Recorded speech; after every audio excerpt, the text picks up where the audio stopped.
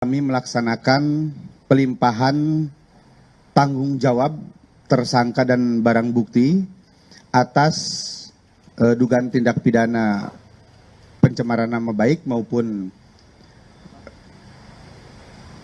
dokumen elektronik yang mana tersangka atas nama RS dan TT hari ini kami limpahkan tanggung jawab tersangka dan barang bukti ke Kejati DKI Jakarta. Tadi ditanyakan terkait dengan penangkapan maupun penahanan ataupun pemanggilan.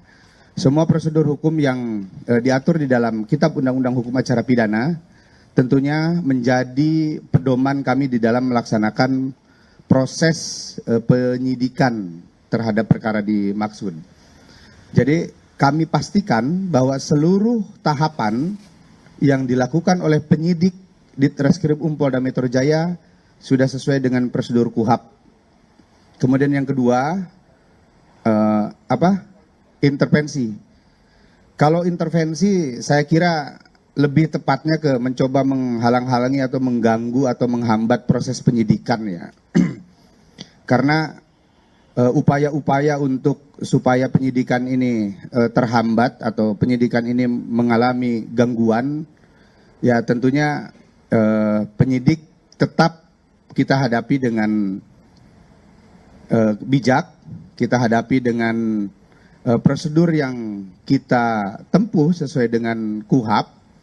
Ya kalau adanya upaya-upaya atau mungkin sebagaimana teman-teman ketahui atau lihat ada yang mantan pejabat yang masih merasa menjadi pejabat dan lain-lain, kami tetap berpedoman pada KUHAP yang mengatur di dalam proses penyidikan ini. Saya mengajak, mari kita sama-sama seluruh elemen untuk memberikan edukasi kepada masyarakat bagaimana cara berhukum yang benar dan baik. Bagaimana cara berhukum yang sesuai dengan norma-norma yang sudah diatur di dalam Kitab Undang-Undang Hukum Acara Pidana. Bukan melalui narasi di media sosial, bukan melalui narasi-narasi provokatif yang sifatnya hoax atau yang sifatnya tidak benar. Semua ketentuan, prosedur ada rambu-rambunya. Kalau ada hal-hal yang merasa tidak tepat, ada mekanisme yang disebut pra-peradilan. Atau apabila menemukan kecurigaan-kecurigaan atau dugaan-dugaan dari penyidik kami yang dianggap tidak benar, ada pengawas internal yang itu semua saluran bisa digunakan oleh semua pihak di dalam melakukan pengawasan dan kontrol terhadap penyidikan yang kami lakukan. Saya kira itu ya.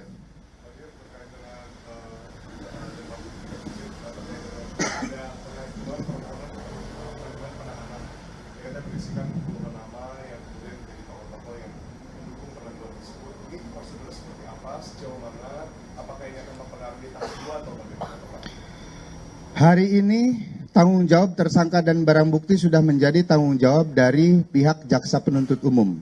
Jadi prosedurnya silahkan diajukan ke Kejaksaan Tinggi DKI. Oke. Ya.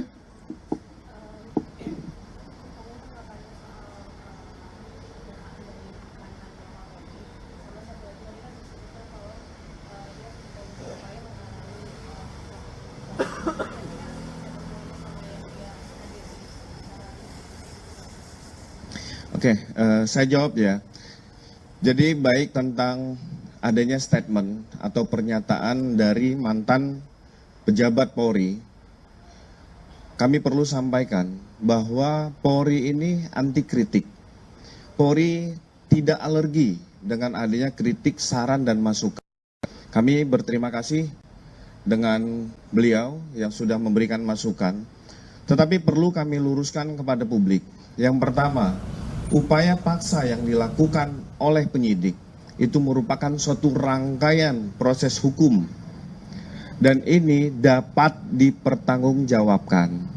Termasuk kami ingin meluruskan kepada masyarakat sekalian bahwa terhadap orang yang akan dilakukan penahanan, kewajiban dari penyidik adalah melakukan pemeriksaan fisik dan psikis kepada tersangka yang akan dilakukan penahanan.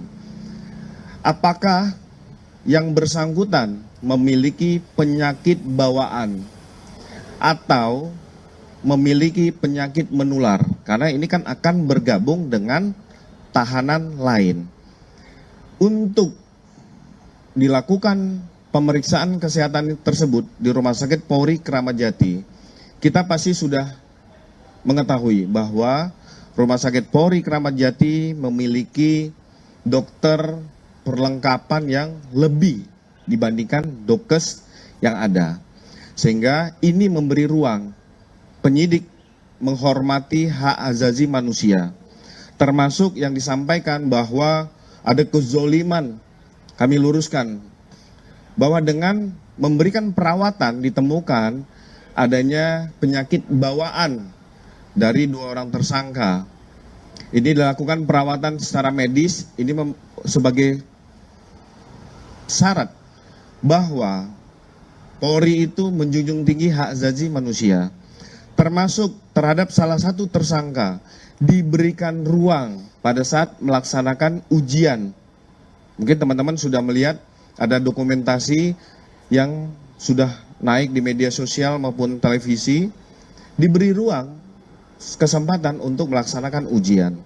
Jadi saat proses pengobatan yang bersangkutan di Rumah Sakit Polri, ini juga diberi ruang bagi keluarga, tim kuasa hukum, termasuk simpatisan tadi. Yang Mbak tanyakan itu merupakan bagian dari simpatisan. Ini diberi ruang untuk bisa membesuk 2 orang tersangka tersebut. Dan itu sebenarnya langkah-langkah penghormatan terhadap kemanusiaan yang dilakukan. Jadi kami meluruskan, ada tokoh yang menyatakan kezoliman, coba Bapak bisa melihat lagi apa langkah-langkah dilakukan.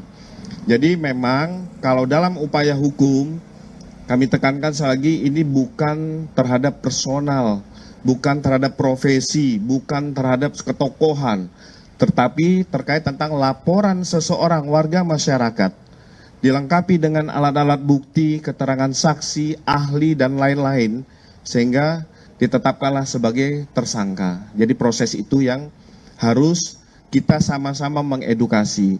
Makanya kami mau menyampaikan ke Bapak yang tersebut, untuk bijaklah secara hukum. Jangan membuat suatu statement, pernyataan-pernyataan yang membuat publik ragu.